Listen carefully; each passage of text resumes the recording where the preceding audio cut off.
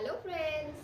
तर आज मी या ठिकाणी तुम्हाला हा जो जरीचा थ्रेड आहे त्याची एंड नॉट कशी बांधायची ते दाखवणार आहे. कारण ही एंड नॉट बांधताना बहुतेक वेळा सगळ्यांचा गोंधळ होतो आणि हे पटकन बांधता येत नाही. पण ही आता कशा प्रकारे पटकन बांधायची हे मी तुम्हाला दाखवणार आहे. तर या ठिकाणी हा जो जरी थ्रेड आहे तुम्ही बघताय, हा पहिल्यांदा याला अशी डबल फोल्ड घालायची आणि त्यानंतर अजून एक फोल्ड घालायची. अशा प्रकारे ह्याचे 4 फोल्ड करून घ्यायचे आणि या ठिकाणी इथे याला असं पीळ घालायची या दोऱ्याला या प्रकारे.